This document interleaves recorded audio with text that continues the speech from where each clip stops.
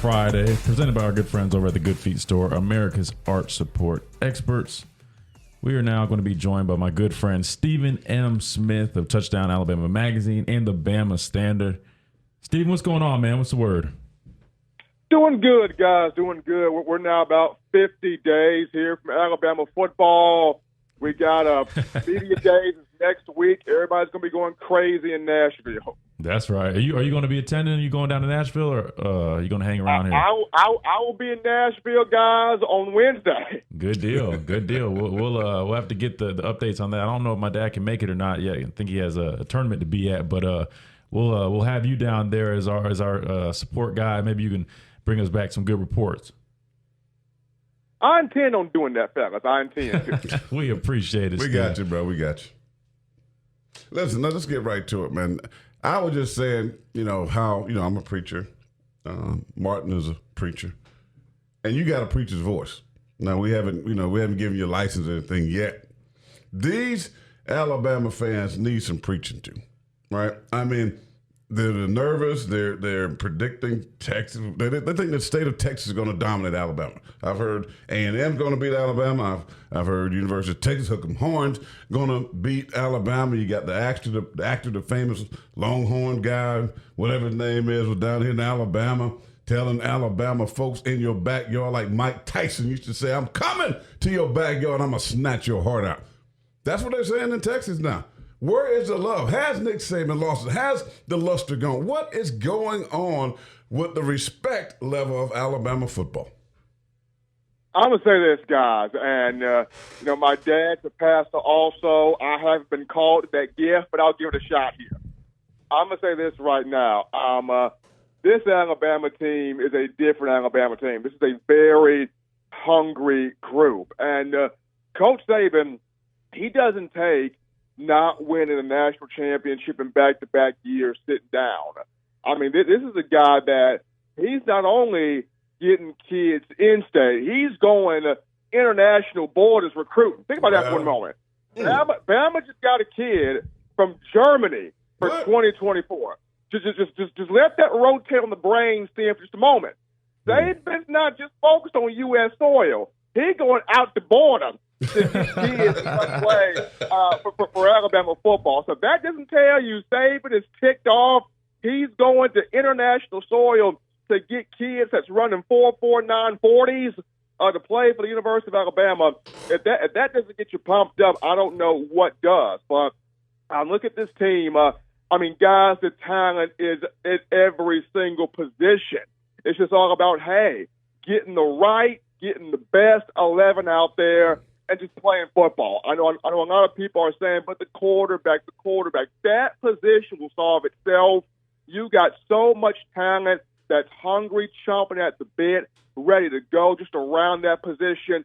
Get the right 11 on the field, strap them helmets up, put them pads on. Let's just play football. There you go. Hallelujah. Hey, I love it, Steve. That's good, bro. Hey, speaking of picking up guys out of the country, what's the update on recruiting? I know last time we talked it was a little slow, but it seems like in the last couple of weeks it started to pick up. Where are we at now with recruiting, and how's that been going? Well, Christian, right now Bama's got 14 commitments right now, trying to pick up a 15th one this weekend. But the month of July has been huge. You talk about Jameer Grimsley, a 4-star corner committed to Alabama. Xavier Brown, a 4-star corner from Mater Dei High School, where you got Bryce Young committed to Alabama. You just picked up a 4-star offensive lineman in Casey Poe. Then to mention the 4-star linebacker from Germany, Justin Okunrokwo, committed to Alabama. So just this month, name on top of name on top of name has given its yes here to the Crimson Tide. And a couple of these guys, yes, they're going to have to put the weight on. I'm not worried about that. Amy Bragg and that nutrition staff will do that. But this month right here, it's been 4 to 5 guys that have given that yes. And in a couple of more weeks, we could see some more guys, especially when a lot of these guys, they want to end their recruitment before they begin their senior season. Stephen M. Smith, the Bama Standard, Touchdown Alabama Magazine, is our guest here on a Friday. Speaking of those guys you just named. I'm looking at this kid, William Sanders. Now, these offensive linemen, which is typical, right, that you're going to get, they're looking at the height, they're looking at the length. They're going to be lean guys, and we know that changes here at Alabama with their strength and conditioning and the nutrition and everything. But is it focus right now for Nick Saban? You mentioned went across the pond. You bring a guy that kind of was built like Christian, right?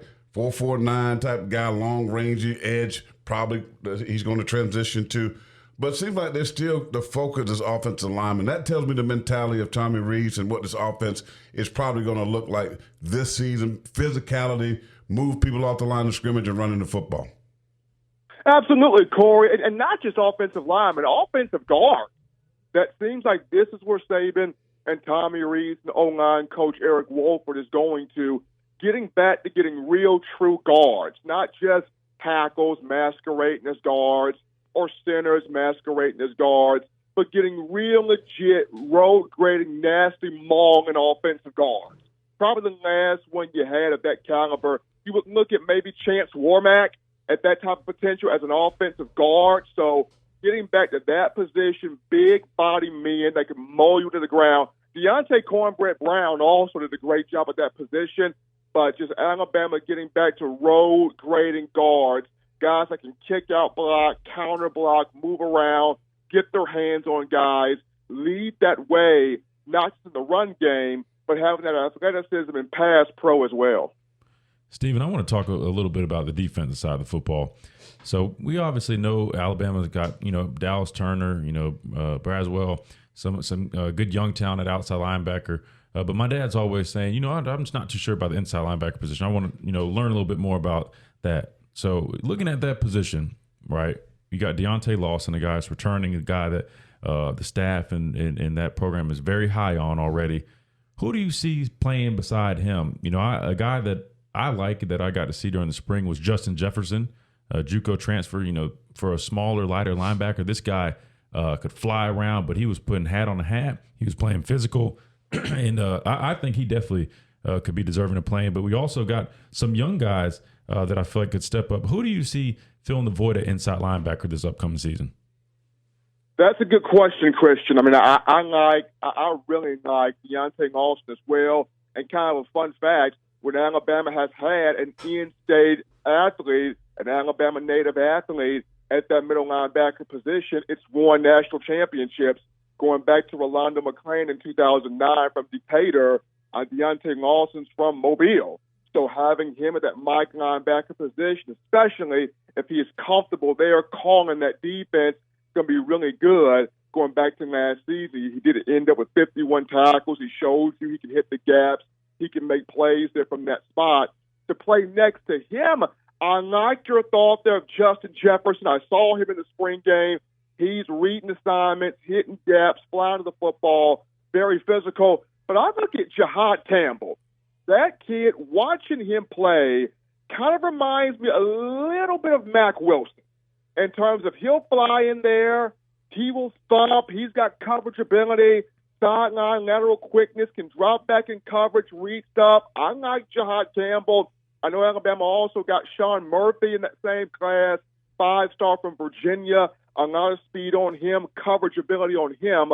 I think the main thing is going to be who does Nick Saban, Kevin Steele feel the most comfortable with calling that defense, getting everybody set, and then making sure that that guy is making plays as well. If that guy happens to be Lawson, but I can look at either Justin Jefferson there at weak side or even at Jihad Campbell because the blitzing ability you can get from him, the speed you can get from him, but most importantly, the coverage ability that you can possibly get from him. Keep it at defensive. I'm a believer. I've played inside. Of course, I made my money playing Sam outside both Will, which we call Will in our system, the 3-4. Both of those, weak side, strong side, outside, backer position. I played inside. I was kind of that Swiss Army knife in that linebacker group. I could play them all. But for me, the most critical position of those, you talk about the guards, right, on the offensive side. I'm going to flip the script and say, hey, defensive tackle, those guys on the inside makes it really easy or easier for linebackers to fast flow downhill, fill gaps for those inside guys you're just talking about. But if they don't have the guys in the inside, in the interior of that defense that can change the line of scrimmage, that can move the pocket, move those gaps, then we talking about a struggle at the inside position. So my question is, who are those guys? Because I'm sitting there going, man, back in the day in 16 and 15 and 17, even when Bama defense was really, really good, I look at that long list of guys that from that are playing right now on Sunday that were interior dudes, real dudes. Now, who are those guys? Because in the last couple of years, I haven't seen them. I haven't seen guys going high in the NFL draft on the interior defensive line. Has Bama dropped it a little bit there in recruiting, finding those nasty dudes that can make plays in the interior? I feel like, Corey, this season, Bama is very excited about Jaheim Otis on the inside. Jaheim Otis, who has dropped down to 316. They're about to get him back up. They're getting him back up to 330 at that defensive tackle spot. They're very excited with him, especially what he did as a freshman.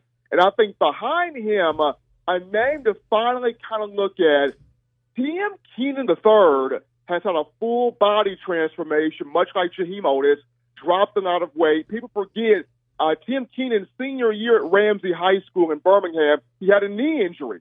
So he came in with a knee injury. He came in hurt. He came in not necessarily at 100%. Finally, fully healthy, has had his body transformation. I look at Tim Keenan. Another guy I can look at here is a freshman from Carver High School in Montgomery, James Smith, the natural bully. Natural bully of a defensive lineman. Can play defensive tackle, can also play in. So I see him more as a tackle. He had a really good spring. A lot of strong positive things coming from him in multiple scrimmages prior to the A-Day game. So behind Jaheim Otis, I look at Tim Keenan III. I look at James Smith. I also kind of look at a guy like a Damon Payne, if you will. He can play inside or outside, but very strong, very athletic in his right also. So I look at those guys. I look at Jaheim Otis. I look at Tim Keenan. I look at James Smith. I look at Damon Payne. But I also look at the position coach, Freddie Roach. This is his fourth year as an Alabama native. He's got to turn these guys loose and let them fill gaps, clog gaps, collapse that pocket from the inside to make it harder on the quarterbacks, to make it harder on the running backs, but then make it easier on the rest of the guys on your defense. So I look at Freddie Roach. He's got to up that intensity on those guys this season. That's exactly right, Stephen. I mean, the defense line has always been our staple. It keeps the inside linebackers clean. They collapse the pocket, right? They keep the quarterback from stepping up. They block his vision. They're getting pushed. They're getting knocked back. They're stopping the run. So those guys are going to be critical. They're going to be vital for sure. So I like your thoughts there. I want to flip back over to offense real quick because it's something that was talked about a lot last year, but we hadn't really talked about it as much as of recently. Who is going to be that guy that you feel is going to step up in the wide receiver room? Last year, there was a lot of issues with getting separation, with getting open, even drops. So we didn't have that number one guy that we've grown accustomed to seeing in this Alabama offense with guys like Calvin Ridley, Jerry Jeudy, Devontae Smith, right? Who do you see filling that void this year and taking that next step in the wide receiver room? I think Christian Corey, it's going to be the JUCO transfer, Malik Benson. When you watch this young man, he's got a lot of skills very similar to what we saw 2021 in Jamison Williams. A lot of those similar skills, getting off press man, getting off coverage, getting off the body of a defensive back, and just getting open fast with his speed, with his route running ability, very strong hands, can get open quick, a burner, but can run every route on the route tree. I think Ja'Cory Brooks is kind of that Ardarius Stewart type. He's dependable. He's capable. You know what you can get from him. Isaiah Bond, I know he's been working with Jalen Waddle, Tavon Austin, Tyreek Hill throughout the summer, this offseason. I expect good things from him and Kobe Prentice, but a guy that can just really take that top off of a secondary and provide for you those big, quick strike, explosive plays that we saw in 2021 from Bryce Young to Jamison Williams. I think we're going to see a lot of that from Malik Benson. I even go back to Alabama's Pro Day in March where Bryce Young was throwing passes to Benson. He did not drop a ball, caught every single pass, ran every single route, the cutting, the speed, the burst that young man shows. Remember, he was a national JUCO All-American his second year at Hutchinson Community College of Kansas. Keep your eyes on Benson. That young man can be special. Stephen M. Smith breaking it down like nobody does in his own words. Final question as we're getting back to the Bama standard in the media. All right, Nashville. When I go to Nashville, I think of, Darius Rucker, country music. Morgan Wallen. You got to think Morgan Wallen now. Come on now. Hottest country singer right now. I'm a Darius Rucker guy. Okay, fair. Rock me, mama, like a wagon wheel. Okay, that's enough. So what are you going to ask? One, if you're there, Kirby Smart, what would you ask? Had you asked him how fast did they get to Nashville? Oh, wow. Too far. What would be your question if you got to pull out that tough question, what would it be? Tough question. Don't give no cupcake. I'm talking if you had to ask him a hard question for Kirby Smart, what would that be? Whoo-wee. Okay, so my tough question for Kirby would literally be, how is he actually going to do this again in terms of getting back there again with everything that's lost on that defense? With you don't have Stetson Bennett, they got time, but Stetson Bennett, even though he was a walk on, that guy was an absolute gamer. How is he going to do this again without now Todd Monken, who's in the NFL now? Like, how is that going to happen a third time in a row for Kirby when everybody in this conference is better? And you got a Coach Saban of whom one of your Georgia alums, David Pollack, turns right to Coach Saban and says, "You ain't king no more." And really get that extra fire on the Coach Saban. Like, Kirby, how are you going to do this again? That's a good one. Three-peat. We know that's hard to do anyway, but yeah. This is a team that's built on speed. Hey, we're Georgia football, and we're built on speed. Okay. Not just on the field, but in the car as well. Okay. Oh, my. Yeah, Kirby's getting hit with some shots big time here on the Miller's Edge. Man, Steven, man, we appreciate you so much for coming on and hanging out with you. It's always a pleasure, man. Before we let you go, tell everybody where they can follow you and find all your good work.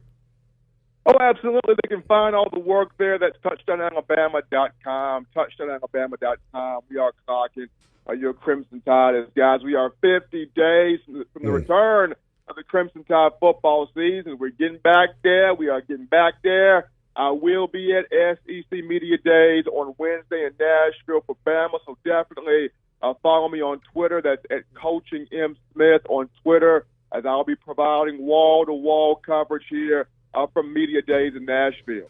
Well, brother, I don't know if I'm going to be able to make it, so if I could, I would take you out to Hall's. My buddies on Hall's Chop House down there, which is some good steak, but because you help us out so much. But we'll make it up to you, brother. Keep spreading that Alabama gospel, and we get these folks preached out of their little hole. We'll get them back right. Steven, thanks, bro. Appreciate you guys. Thank y'all. All right, brother.